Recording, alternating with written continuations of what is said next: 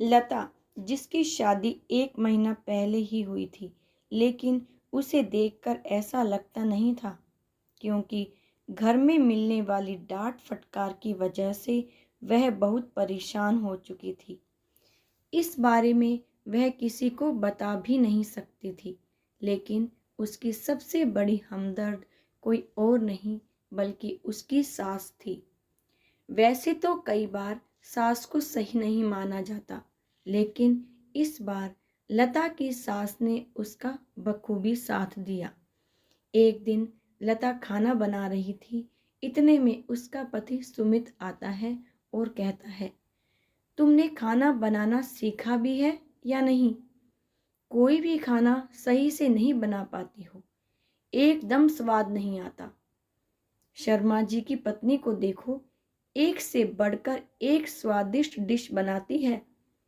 लता प्यार से कहती है, क्या कमी रह गई है खाने में? आप मुझे बता दीजिए, मैं ठीक कर लूंगी। सुमित, तुम्हें खाना बनाना ही नहीं आता।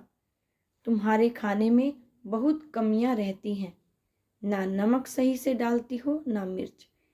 ऐसा बोलकर सुमित खाना छोड़कर खड़ा हो जाता है और अपने कमरे में चला जाता है।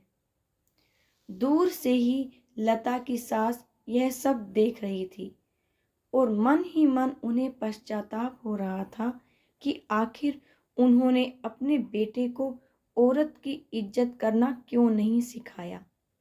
लगभग 1 हफ्ते के बाद रात को सुमित और उसके पापा बैठकर ड्रिंक करते हैं, जिसे देखकर माँ कहती है, आप लोग क्या कर रहे हैं?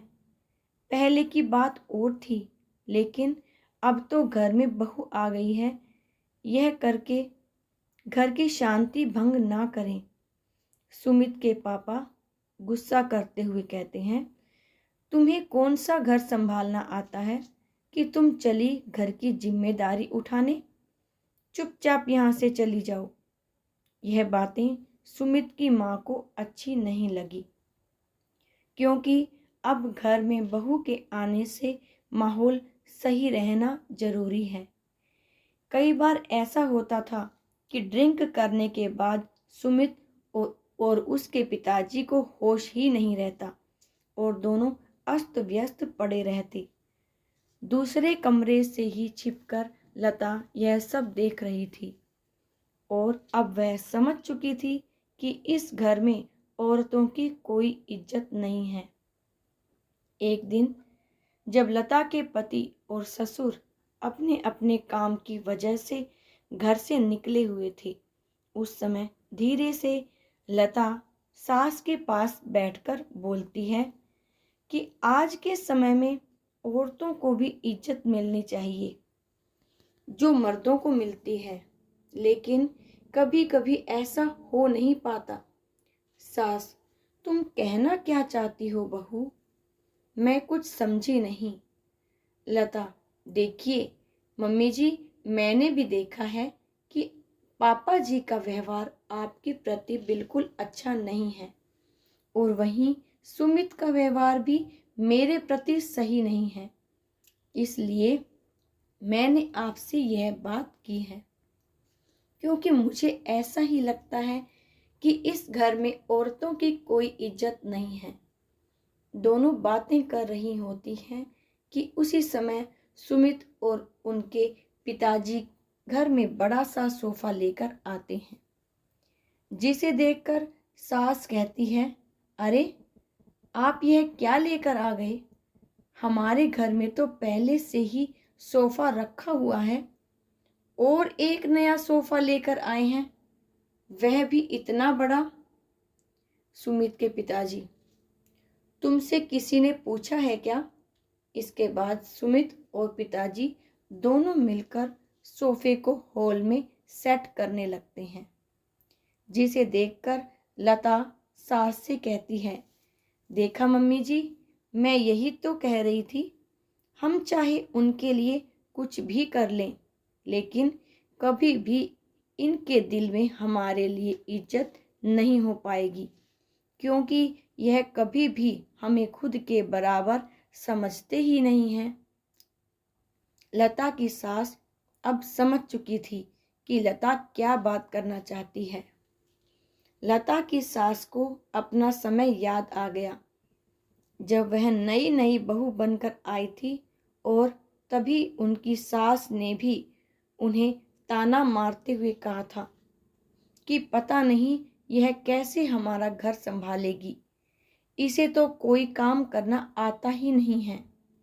माँ बाप ने इसे ऐसे ही भेज दिया।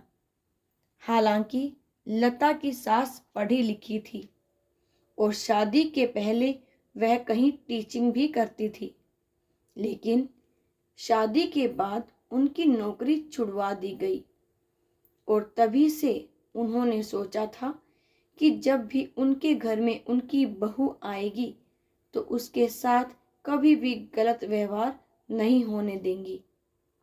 लता भी पढ़ी लिखी है, उसने भी बीएड किया है, अगर वह चाहे तो नौकरी कर सकती है, लेकिन उसको अच्छी तरीके से पता है कि ससुर और सुमित कभी भी लता को नौकरी करने नहीं देंगे। लता भी रोज रोज के झगड़ों से तंग आ चुकी थी। वह सुमित के लिए कितना भी अच्छा काम क्यों ना कर ले, कभी भी वह खुश नहीं होता और हमेशा उसकी तुलना अपने दोस्तों की पत्नियों से करता। वह छुप छुप के रोया करती, लेकिन अपनी परेशानी ज्यादा किसी को नहीं बताती। एक बार उसने सुमित से नौकरी करने की बात की थी, लेकिन उसने मना ही कर दिया था। तब से लता ने भी चुप्पी साध रखी थी।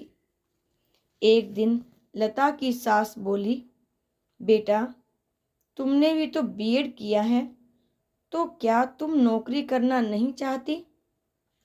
लता घबराते हुए कहती है, हाँ मम्मी जी, मैंने बीएड इसलिए किया था ताकि मैं नौकरी कर सकूं और अपने परिवार का ख्याल भी रख सकूं। मेरे पापा मम्मी भी यही चाहते थे, लेकिन सुमित को यह अच्छा नहीं लगता। 2 दिन बाद लता की सास, बेटा तुम काम छोड़ दो, मैं कर लूंगी। कॉलोनी के बाहर जो स्कूल है ना, तुम वहां चली जाओ, वहां तुम्हारी नौकरी लग गई है। मैंने वहां बात की है, वह मेरी सहेली का ही स्कूल है। लता, लेकिन मम्मी जी, मैं ऐसे कैसे जा सकती हूँ? सुमित ने तो मुझे साफ साफ कहा है कि मैं नौकरी नहीं कर सकती। तभी उन लोगों की बात सुमित सुन लेता है और चिल्लाते हुए कहता है, क्या बोल रही हो तुम? नौकरी करोगी? लता, जी वो मम्मी जी। सुमित, क्या मम्मी जी? बिना मुझसे पूछे तुमने इतना बड़ा फैसला ले लिया और तुम्हें किस बात की कमी है जो तुम नौकरी करना चाहती हो? उसी वक्त लता की सास आगे आ जाती है और वह कहती है, क्या बुराई है अगर ये नौकरी करे तो?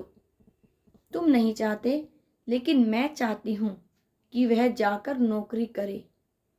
कमी सिर्फ पैसे की नहीं होती, मान सम्मान और इज्जत की भी होती है, जो तुम उसे कभी दे नहीं सकते।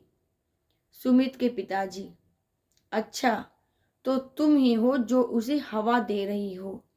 जानती नहीं, यहाँ औरतों को फैसला लेने का कोई अधिकार नहीं है।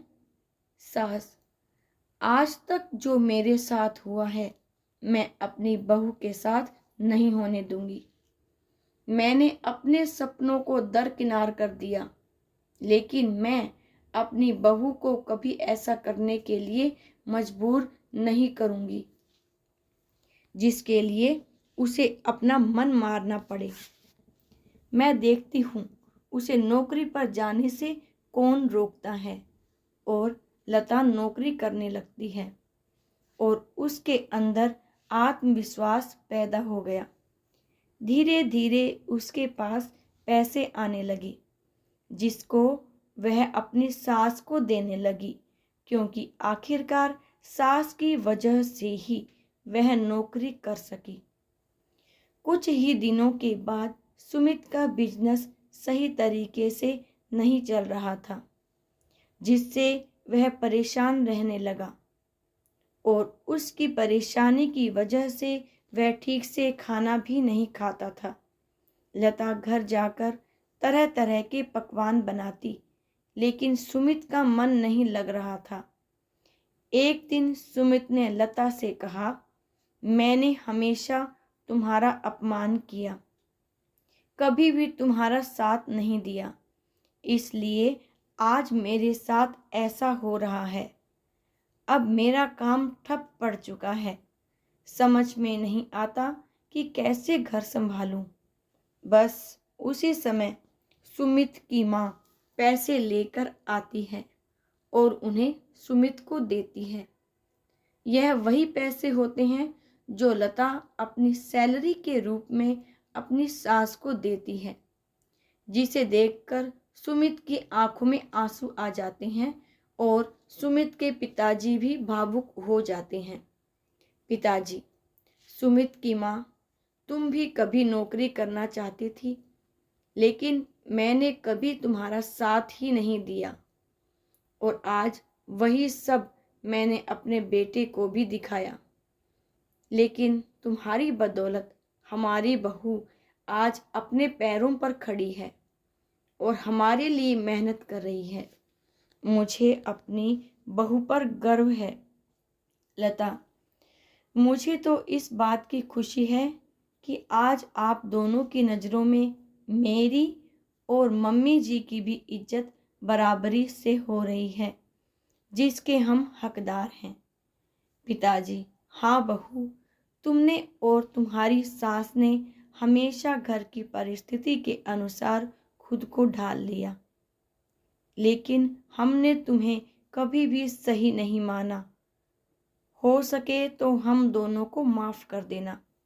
ऐसा सुनते ही लता की आंखों में आंसू आ जाते हैं और अब वह खुशी खुशी खाना परोसने लगती है, क्योंकि आज उसने सभी के पसंद का खाना बनाया है और दिल से वह बोझ उतर चुका है, जिसकी वजह से वह परेशान थी। दोस्तों, आपको ये कहानी कैसी लगी मुझे कमेंट करके ज़रूर बताइएगा और अगर अच्छी लगी हो तो इसे लाइक ज़रूर से कीजिएगा। मेरे चैनल पर नए हैं तो चैनल को भी ज़रूर से सब्सक्राइब कर दीजिएगा। धन्यवाद।